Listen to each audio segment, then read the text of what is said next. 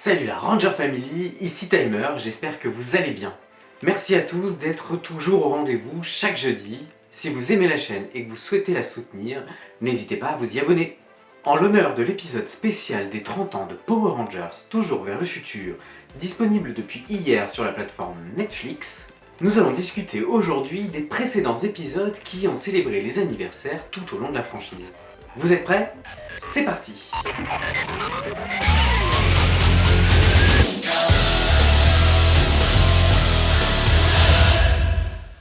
On commence par l'épisode anniversaire pour les 10 ans de la franchise intitulé Rouge pour toujours. Avant d'obtenir l'histoire que nous connaissons, 4 propositions de scénario ont été faites à la production. La première, écrite par Koichi Sakamoto, prévoyait que les méchants de la saison s'attaquent à la Terre tout en s'en prenant à tous les Rangers rouges qui seraient introduits tout au long de l'épisode. La seconde, pensée par Jonathan Sakor, le producteur de la série, prévoyait l'introduction de nouveaux méchants appelés les 5 guerriers métalliques. Donc probablement des guerriers liés à l'Empire des Machines. Pour les combattre, Alpha 5 rassemble tous les Rangers rouges à Angel Grove. La troisième proposition, imaginée par Amit Bhowmik, faisait revenir Dark Spectre après sa résurrection par une secte. Cette version permettait de faire interagir tous les Rangers rouges dès le début de l'épisode. D'ailleurs, une bonne partie de cette version a été gardée pour l'épisode final. Amit voulait aussi intégrer une référence à Maligore, car Maligore et Dark Spectre utilisent exactement le même costume, expliquant que Dark Spectre est la forme adulte de leur espèce. Hello! Tu te souviens de moi? Toi, en tout cas, tu me rappelles terriblement mon fiancé. La quatrième et dernière version, nous la connaissons tous. Tommy recrute tous les Rangers rouges pour empêcher les derniers membres de l'Empire des Machines d'utiliser Serpentera et de détruire la Terre. Il faut savoir que l'épisode Rouge pour toujours devait être un peu plus long, comprendre à minima 2 parties. Mais pour des raisons budgétaires, il a été réduit à un seul épisode. Alors, de nombreuses scènes ont été supprimées, et certaines d'entre elles sont disponibles sur YouTube. Par exemple, la scène de Bulk et Skull était beaucoup plus longue. Les deux copains devaient citer bien plus d'anciens monstres qu'ils ne le font. Le professeur Phenomenus devait également être mentionné. Quantrons, Stingwingers, Batlings, Cyclobots, Putrids. Why, I even once met Lord Zed and Rita. While I fought the Machine Empire. Yeah? Did that too. Well, that pirate Divatox turned me into a chimp. Yeah? I remember. I was there too. I still got fleas from that. Whoa! Well, it's Professor Van Ominous. Tell him I'm in Stone Canyon. Et on apprenait que Tommy était le propriétaire du restaurant de Bulk, mais surtout qu'il avait mis de côté sa vie de ranger. Ce qui sera contredit dans Power Rangers Dino Tonnerre, saison pendant laquelle on apprend que Tommy travaille en fait sur le retour de Mesogog. You really think we ought to bug him? It sounds important. Excuse me, sir. You have a phone call.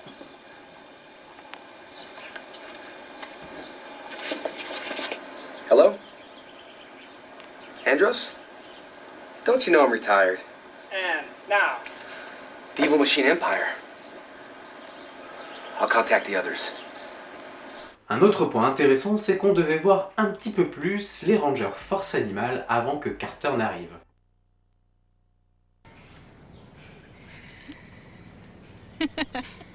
Yeah!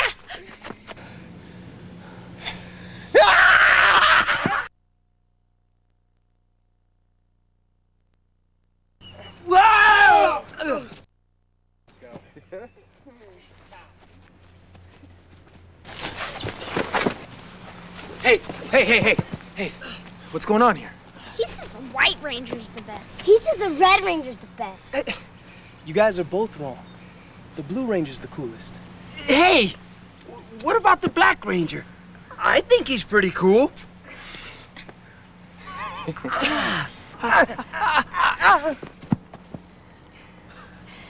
First of all, Power Rangers don't fight people, so you shouldn't either.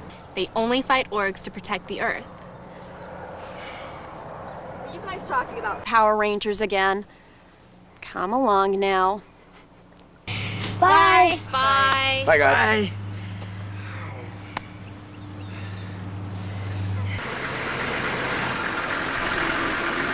D'ailleurs, il devait bien expliquer que Cole avait été choisi et que seul lui pouvait venir. Un élément que finalement on comprend implicitement. Orico, l'alien ranger rouge, devait avoir une petite phrase après son arrivée sur la Lune avec Léo. Et à la fin de l'épisode, l'histoire de la pizza était un petit peu plus développée avec des dialogues entre TJ, Jason et Eric. C'est d'ailleurs à ce moment qu'Andros se vante d'avoir sauvé 2 mondes. Mais dans le script original, ce n'est pas du tout ce qu'il dit. En réalité, il mettait en avant le fait d'avoir pu détruire Zordon. Et comme c'était un petit peu bizarre, la phrase a été changée en post-production. Wow. So that was Tommy. He really is the greatest ranger. What? Well, I wouldn't go that far. After all, I was the one that replaced him. Are you kidding me? I was the one doing all the work while he was at the juice bar kissing on Kimberly. At least his haircut's regulation now, right? I'll tell you what, my Q-Rux would eat his Dragon Zord for lunch. Wait. I changed history. So why does he have a fan club and I don't? Hey, I'm the one that destroyed Zordon. Wait. Did I ever tell you guys about the time a monster baked me in a giant pizza? Yeah, you did. Yeah. I mean, it was like pepperonis and cheese All right, fellas, and see you later. and heat. Catch you on the flip side. And May the power be with it was ya. hard to breathe. Cet épisode voulait fêter les 10 ans de la franchise et pose pourtant beaucoup de questions. Comment Jason a-t-il récupéré son médaillon? Et pourquoi ses pouvoirs fonctionnent-ils toujours? Est-ce que les pouvoirs Zeo sont toujours actifs étant donné que Tommy les utilise? Et pourquoi TJ est considéré comme le Turbo Ranger rouge alors qu'il est désormais le Ranger bleu de l'espace? Et j'en passe. Gardons en tête qu'à l'époque, la continuité, on n'y faisait pas trop attention. Ce qui était un petit peu différent avec l'épisode des 15 ans, la nouvelle équipe de Rangers. L'épisode est diffusé pendant la saison Power Rangers Opération Overdrive et est composé de 2 épisodes. Et c'est bien le seul épisode anniversaire à avoir 2 parties. L'histoire est simple mais efficace. Trax, le fils de Rita et du Seigneur Z, forme une alliance avec tous les méchants pour pouvoir déconnecter du réseau de transmutateurs l'équipe des Rangers Opération Overdrive. Une nouvelle équipe est alors formée pour les arrêter. Dans cet épisode, on y voit donc d'anciens Rangers former une nouvelle équipe composée de Tori de Power Rangers Force Cyclone, de Kira de Power Rangers Dino Tonnerre, de Bridge de Power Rangers Super Police Delta, de Xander de Power Rangers Force Mystique et avec Adam à leur tête. Alors que la plupart d'entre eux ont perdu leur pouvoir à la fin de leur saison respective, ils sont en mesure de se battre dans cet épisode grâce à l'intervention du gardien de la couronne qui les a réactivés. J'ai demandé aux autres Power Rangers de bien vouloir venir vous aider à traverser cette période difficile. J'ai pu heureusement puiser dans mes réserves d'énergie pour restaurer leur pouvoir. On a répondu à son appel. Quand on est Ranger, On l'est pour toujours. En tant que gardien des joyaux, il est de mon devoir de veiller à leur protection. C'est pour ça que j'ai choisi Adam, Bridge, Xander, Tori et Kira pour vous remplacer et former la nouvelle équipe des Power Rangers. On a même une explication dédiée sur le fait que Bridge soit un Ranger rouge alors que dans sa saison c'est un Ranger vert. C'est drôle et ça apporte un petit peu de profondeur à l'histoire. Dans le futur. Oui, dans le futur je serai le Ranger vert. Oh, et je serai aussi évidemment le Ranger bleu. Mais tu portes du rouge? Oh, oui. Bon, pour essayer de faire court, notre mentor, qui est un chien, a été promu à la tête de la SPD, un poste de commandement occupé par un oiseau qui a pris sa retraite à Miami. Et Sky, un peu après, a aussi été promu. Et puis, ça a été mon tour. C'est pour ça que je suis le Ranger rouge. Enfin, disons que je le serai bientôt. Mais c'est super!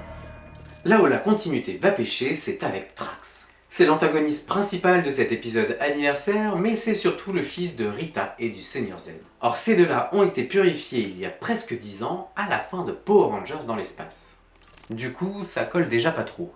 Surtout que Trax a été enfermé dans une poubelle spatiale par le gardien de la couronne, alors qu'il avait encore sa forme physique, c'est-à-dire il y a des centaines d'années. Et là encore, ça colle pas. Rita et Z se sont mariés il y a à peine 12 ans. Autre élément qui pose question, c'est la présence d'Alpha 6 sur Terre, et dans un entrepôt. La dernière fois qu'on l'a vu, c'était sur Mirinoi avec les Rangers galactiques. Que s'est-il passé pour qu'ils reviennent sur Terre? Et petite erreur de traduction dans la version française, car Alpha 6 est prononcé Alpha 5. Les fans sont généralement mitigés sur cet épisode, et principalement à cause de la réaction des Rangers Overdrive après avoir perdu leur pouvoir.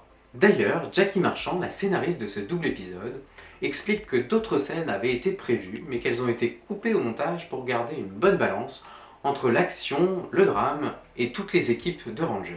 Malheureusement, l'équipe de Power Rangers Opération Overdrive en a pâti.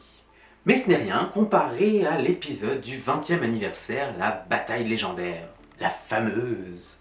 Si je vous refais le synopsis, l'armada contre laquelle les Rangers sont en train de se battre fait un assaut gigantesque sur la Terre. Les Rangers sont démunis, mais au moment où ils vont perdre, des Rangers légendaires apparaissent comme par magie, viennent les aider et sauvent la Terre. Je vais pas rentrer à nouveau dans tous les détails et je vous invite plutôt à regarder la vidéo que j'ai faite sur Megaforce et Super Megaforce. Et le lien est en description. Ce qu'on peut se dire, c'est que l'organisation de cet épisode a été très chaotique en coulisses. Saban a envoyé des invitations par email et les premiers qui ont répondu ont été acceptés. Ce qui fait que d'autres acteurs avaient aussi répondu, mais n'ont pas été invités. D'ailleurs, on peut aussi s'interroger sur le fait que Saban a bel et bien invité les acteurs de l'ère Disney, car aucun d'entre eux n'est représenté dans cet épisode. Parmi les grosses incohérences, on notera le retour du robot chevalier qui s'est pourtant sacrifié quelques épisodes auparavant. Salut vieux frère! Ravi d'être de retour. Et la présence des équipes jamais vues auparavant. J'ai quand même une petite anecdote rigolote pour vous. Les vestes sauvetage éclair de Carter et Dana sont celles d'origine du tournage de la saison.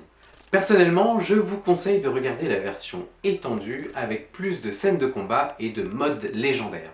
Pas toujours cohérent. Et surtout, je vous conseille de regarder cet épisode avec beaucoup de recul. Et enfin, on termine avec l'épisode du 25e anniversaire, l'attaque de Draven. Il intervient pendant la saison Power Rangers Super Ninja Steel et il est réalisé par Simon Bennett, le monsieur Power Rangers depuis quelques années. Composé d'un seul épisode, l'histoire est très dense. Lord Draven, qui semble être connu d'anciens Rangers, kidnappe des Rangers de toutes les équipes et utilise leur énergie pour créer sa propre armée de Rangers robotiques pour combattre la Terre. Ça ressemble beaucoup à l'histoire des comics de Lord Drakkon, d'une certaine manière. Dans cet épisode, on retrouve de nombreux personnages des précédentes saisons, Rocky, Kat, Trent, Gia, TJ, Wes, Gemma, Koda, Antonio et évidemment Tommy Oliver. Et même que Tommy présente pour la première fois son Master Morpher, capable de lui faire incarner toutes ces différentes formes de Ranger, à l'exception de celle du Turbo Ranger rouge. Transformation! Zéo Ranger 5 rouge! Tigrezord, pouvoir du Ranger blanc! Dragozord, pouvoir du Ranger vert! Je vais te régler ton compte! Et il existe une version étendue de cette scène. Tommy va réutiliser son Faucon Zord, qu'on n'avait pas vu depuis la fin de la saison 3, et sa relation avec Catherine sera officialisée, ainsi que le fait qu'ils ont un enfant qui s'appelle JJ. Je viens de rentrer du dojo. Ouais, j'emmène JJ à l'école. À ce soir. Et dont la première mention avait été faite dans les comics. On notera que Gemma peut respirer l'air ambiant, contrairement à ce que Scott avait dit dans l'épisode spécial Power Rangers Samurai. Mais pour en revenir à ta proposition, je ne peux pas retirer mon costume car je ne sais pas si l'air est respirable pour moi. En effet, je suis contraint de vivre dans une ville recouverte d'un dôme qui nous protège de l'atmosphère toxique créée par les robots. Peut-être une avancée technologique côté dimension RPM. Mais ce n'est pas la seule incohérence, puisque le col du Ranger blanc Dino Tonnerre est blanc au lieu d'être noir. Et Kat se transforme en Turbo Ranger rose en utilisant un outil en métal plutôt que sa clé turbo. Au-delà de la version étendue, il existait également un script original dans lequel plusieurs éléments étaient étoffés. Par exemple, Gemma et Wes devaient avoir un peu plus de dialogue, et d'autres personnages devaient être présents, comme Ninja, le Ranger Fantôme, Ryan, le Ranger Titanium, Eric, le Quantum Ranger, et Kruger, le Shadow Ranger. Pour la petite histoire, cet épisode a été diffusé aux États-Unis le jour exact du 25e anniversaire de la franchise et en prime time, ce qui n'était pas arrivé depuis la diffusion du premier épisode de Power Rangers Samurai lors de son lancement. Prêt pour le combat! C'est tout pour aujourd'hui. J'espère que cette vidéo vous a plu et si c'est le cas, lâchez un pouce levé. Dites-moi, quel est votre épisode anniversaire préféré? Venez me le dire en commentaire pour qu'on en discute ensemble. Profitez-en pour vous abonner à la chaîne et retrouver plein d'autres vidéos comme celle-ci, et surtout ne rien rater de l'actu Power Rangers. Je vous retrouve la semaine prochaine. Allez, salut!